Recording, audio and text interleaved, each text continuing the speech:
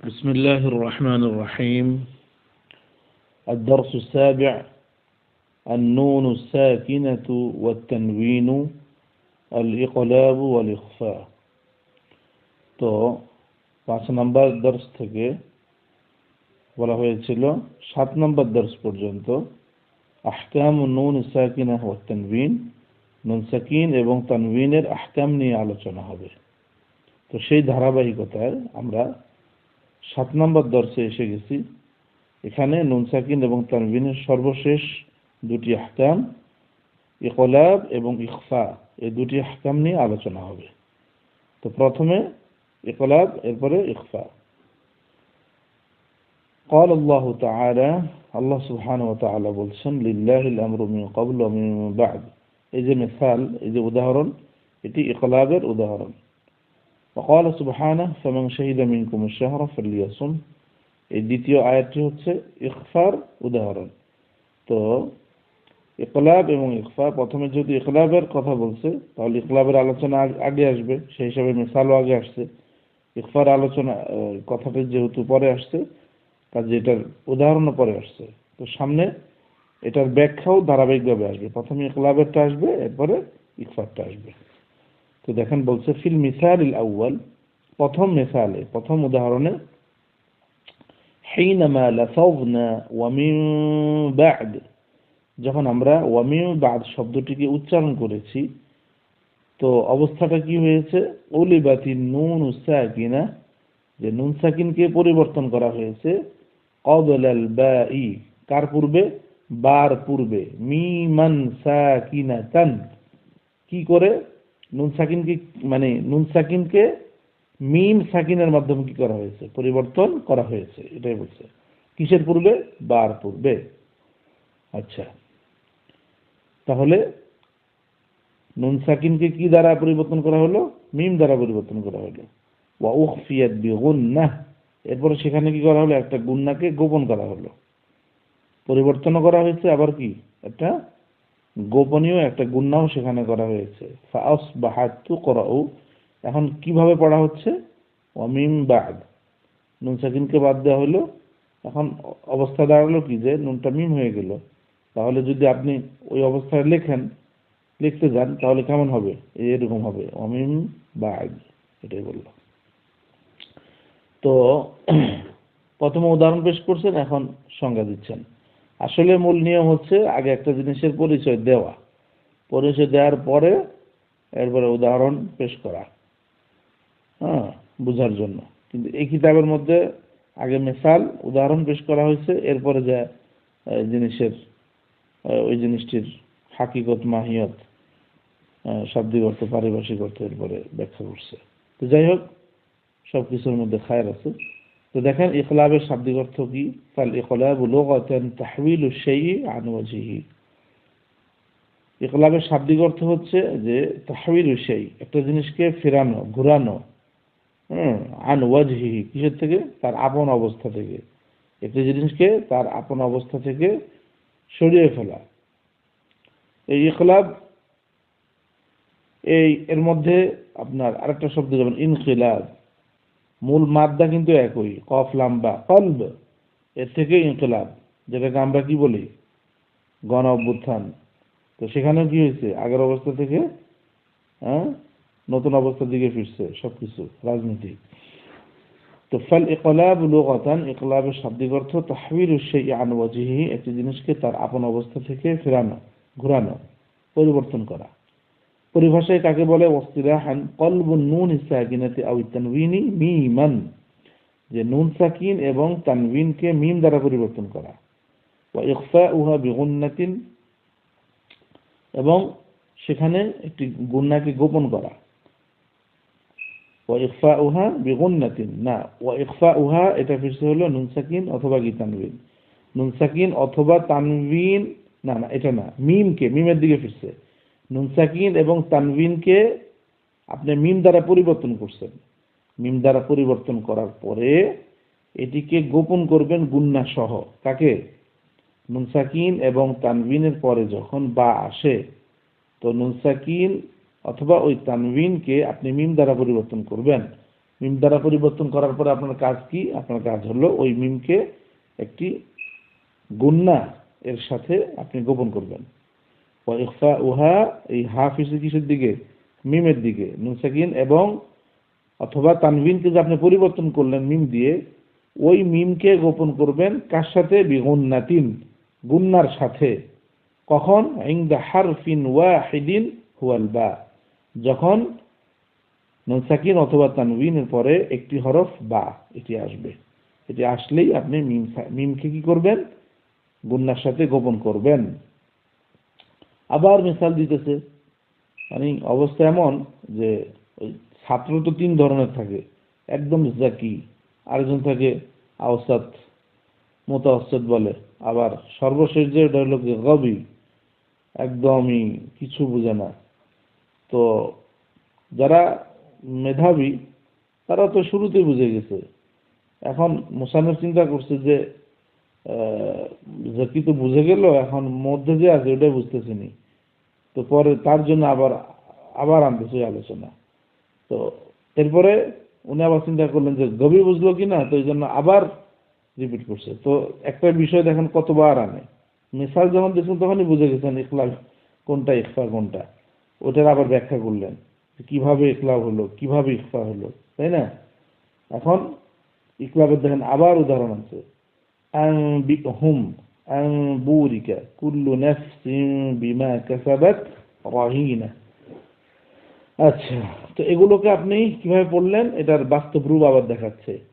হ্যাঁ, নুন সাকিনের পরে বা আসলে ওটাকে মিম দ্বারা পরিবর্তন করতে হয়, তাই না? তাহলে ওইটা সুরত কেমন হবে? নুনের জায়গায় মিম সরাসরি বসায় দিলে ওটা এখন দেখাচ্ছে আনবিহুম, হ্যাঁ, আনবুরিকা কুল্লু নাফসিন বিমা কাসাবাত রাহিনা। আপনারা সবাই বুদ্ধিমান, বুঝে গেছেন।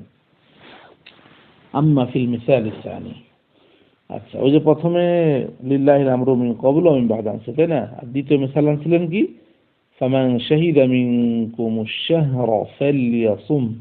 তো এই মিসালের কথা বলা হচ্ছে যে ফাতুলফাযুন নুনুস সাকিনা ফি ফামান শাহিদা ওয়া ফি মিনকুম, যে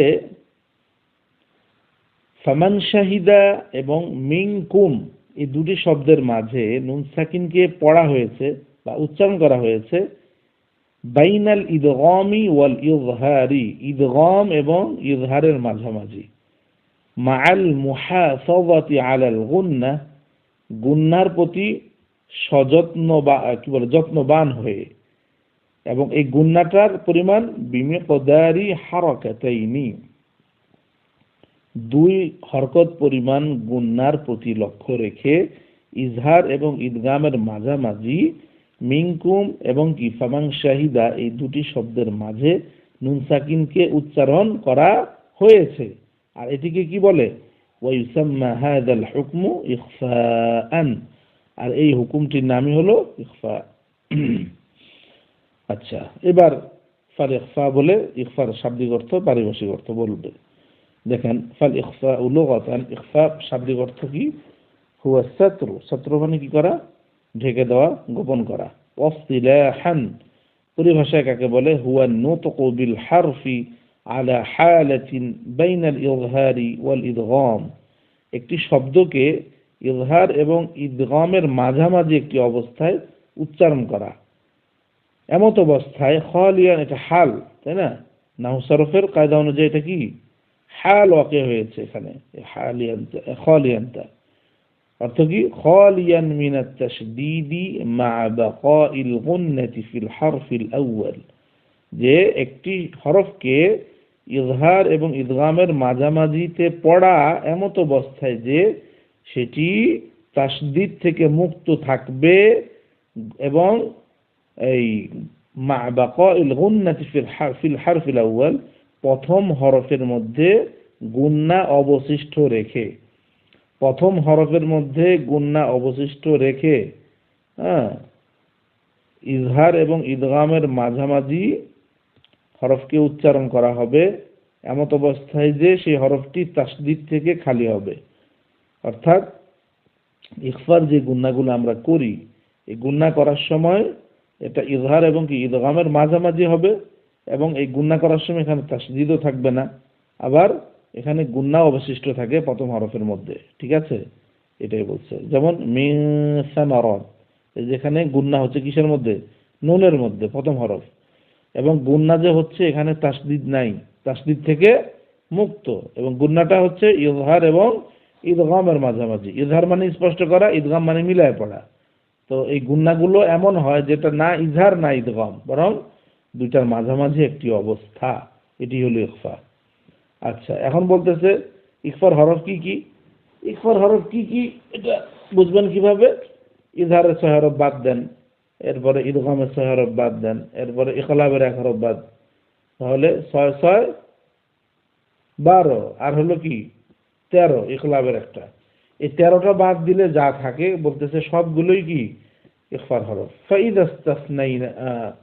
ফাইদাস্তাসনাইনা, যখন আমরা বাদ দিব কার থেকে, মিন হুরুফিল হিজাই, আরবি 29টি হরফ যে আছে এটাকে হুরুফুল হিজা বলে।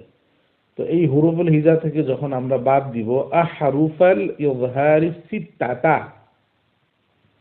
ইজহারের 6 হরফকে, আর ওয়া আহরুফাল ইদগাম সিত্তাতা, ইদগামের 6 হরফকে, আর কি ওয়া হারফাল ইকলাবিল ওয়াহিদা, ইকলাবের একটি হরফকে যখন আমরা বাদ দিব তো অবশিষ্ট ফাতাকুনুল হুরুফুল 15 আল বাকিয়া হিয়া হুরুফুল ইখফা, যে বাকি যে 15টি রয়েছে এগুলো হচ্ছে ইখফার হরফ। এখন এই সবগুলোকে একত্রে সমষ্টিগতভাবে দেখেন, সামনে একটা শেয়ারের এই প্রত্যেকটা শব্দের শুরুতে একটা একটা করে হরফ আনা হয়েছে, তো সবগুলো এখানে আছে। ওয়াজমাউহা আওয়াইলু কালিমাতি হাযাল বাইত, আর এগুলোকে একত্রিত করে শেয়ারের শব্দাবলীর প্রথম যেই হরফ রয়েছে এগুলোই, ঠিক আছে, প্রাথমিক যে হরফ রয়েছে এগুলোই একত্রিত করেছে। সিফ যা সানা কাম জাদা শাখসুন ক্বাদ সামা, দুম তাইয়িবান জিদ ফি তুকান দা যালিমা। দেখেন প্রত্যেকটা শুরুতে যে হরফগুলো এগুলো সব ইখফার হরফ। আশা করি বিষয়টা বুঝতে পেরেছেন। এরপরে ওয়াহাদিহি আমসিলাতুন লিকুল্লি মিন আহরুফিল ইখফা, আর এই যে সামনে আসতেছে আপনার প্রত্যেকটা হরফ, ইখফার যতগুলো হরফ রয়েছে প্রত্যেকটার উদাহরণ। নুন সাকিনের পরে এসছে, এটার উদাহরণ, তারপরে আপনার তানবিনের পরে আসছে সেটিরও উদাহরণ, এবং একই শব্দের মধ্যেও ইখফা হয় এটারও উদাহরণ আছে, আবার ভিন্ন শব্দেও হয় সেটির উদাহরণ আছে। সবগুলো দেখে নেবেন ইনশাআল্লাহ। আচ্ছা, খোলাসার মধ্যে কি বলতেছে, আর ইকলাবু লুগাতান তাহওয়িলু শাইআন ওয়াজহিহি, তো কিতাবে গেল ওয়াসতিলাহান কলবু নুন সাকিন আও তানবিনি ইলা মিমিন মুখফাতিন বিগুন্নাতিন ইনদা হারফিন ওয়াহিদিন হুয়া। তখন বিস্তারিত যেভাবে বলছে ওটা থেকে একটু ভিন্নভাবে বললো আর কি, যে নুন সাকিন অথবা তানবিনকে পরিবর্তন করা কিসের দিকে, ইলা মিমিন মুখফাতিন বিগুন্না, এমন মিমের দিকে যেটি গুন্নার মাধ্যমে কি হয়, গোপন হয়। কখন, ইনদা হারফিন ওয়াহিদিন হুয়াল বা, বা যখন আসবে তখন। আচ্ছা, আল ইখফা লুগাতান আস-সাতর, ওয়াসতিলাহান হুয়া নুতকু বিল হারফি আলা হালাতিন বাইনা আল-ইযহার ওয়াল ইদগাম বিদুন তাশদীদিন মা মুরাআতিল গুন্নাহ। ইখফার পারিভাষিক অর্থ কি, ইজহার এবং ইদগামের মাঝামাঝি হরফটি কি করা, পড়া, বিদুন তাশদীদ, এবং এই পড়ার সময় এখানে তাশদীদ হবে না, এবং মা মুরাআতিল গুন্নাহ, গুন্নার প্রতি সম্পূর্ণ রিআয়াত করতে হবে, ওটার প্রতি লক্ষ্য রাখতে হবে। এর হরফ কি কি, ওয়া হুরুফুহু মাজমুআতুন ফি আওয়াইল কালিমাতি হাযাল বাইত, সিফ যা সানা কাম জাদা শাখসুন ক্বাদ সামা দুম তাইয়িবান জিদ ফি তুকান দা যালিমা। ওই 15টা হরফ এই শেয়ারের মাঝে প্রত্যেকটা শুরুতে আছে, তাই না? আচ্ছা, আত-তাদরিব বা মাআনিল ইখলাব লুগাতান ওয়া ইসতিলাহান, ইখলাবের শাব্দিক অর্থ কি, পারিভাষিক অর্থ কি, উপরে সব আছে। মা হুরুফুল ইখলাব, ইখলাবের হরফ কি কি। ইখলাব হরফ মাত্র একটি, কিন্তু প্রশ্ন করছে এমন ভাবে মনে হচ্ছে যে অনেকগুলো হরফ। মা হুরুফুল না হয়ে মা হারফুল ইকরাব, এটা হলো সবচেয়ে সুন্দর হতো। ইকরাবের হরফটা কি, যেহেতু একটাই হরফ, আর এখানে হয়তো বহুবচনের জন্য আনছে যে পরীক্ষার্থীর মাথা যেন একটু আওলানো যায়, বা যে সে যেন একটু প্রেশানিতে পড়ে যায়, যারে ইকরাবের হরফ তো পড়ছিলাম একটা, কিন্তু এখানে দেখি জিগাইতেছে অন্যভাবে, তো মুশকিলে ফেলাই দেওয়া, এটাও মানে পরীক্ষার্থী যেন একটু তার কিস করতে পারে, একটু গবেষণা করতে পারে, সেই জন্য হয়তো এভাবে বলছে। আচ্ছা 3 কাম আদাদু হুরুফিল ইখফা, ইখফার হরফের সংখ্যা কি কি? কাম আদ না হরফ ইখফার হরফ এর সংখ্যা, হ্যাঁ ঠিকই তো আছে 15টি, তাই না? মা আহকামুন নুন সাকিনাত ওয়া তানওয়িন ফিল আয়াতিল কারীমা। আচ্ছা মা আহকামুন নুন সাকিনা ওয়া তানওয়িন ফিল আয়াতিল কারীমা, সামনে যে আয়াতটা বলা হলো এই আয়াতের নুন সাকিন এবং তানওয়িনের আহকাম কি? মাসারুল্লাযিনা ইউনফিকুনা, এটা কি হয়েছে? ইখফা। আমওয়ালাহুম ফি সাবিলিল্লাহ কামাসালি হাব্বাতিন, এটা কি হয়েছে? ইযহার। আমবাতাত ইকলাব। আচ্ছা ফি সুমবুলাতিন মিআতু, ইদগাম বিগুন্না। আল্লাহু ইউযআফু লিমান ইয়াশা, ইদগাম বিগুন্না। আচ্ছা ওয়াসিউন আলিম, এটা ইযহার। মা মিকদারুল গুন্নাতি ফিল ইখফা'i ওয়াল ইদগাম, ইখফা এবং ইদগামের মাঝে গুন্নার যে পরিমাণ, এর পরিমাণ কতটুকু হবে? মিকদারু হারাকাতাইন, মিকদারু হারাকাতাইন, এটার উত্তর হলো এটাই। আচ্ছা কিতাবের মধ্য থেকে প্রশ্ন আসার মতো যা যা আছে ওই শেষে যেগুলো বলছে এতটুকুই আশা করি যথেষ্ট হবে। কিতাবটা ভালো করে পড়ে নেবেন আশা করি ইনশাআল্লাহ। আচ্ছা আজকে পড়া এতটুকু ইনশাআল্লাহ। আল্লাহ তাআলা সবাইকে যথাযথ প্রস্তুতি নেওয়ার তৌফিক দান করেন। আসসালামু আলাইকুম।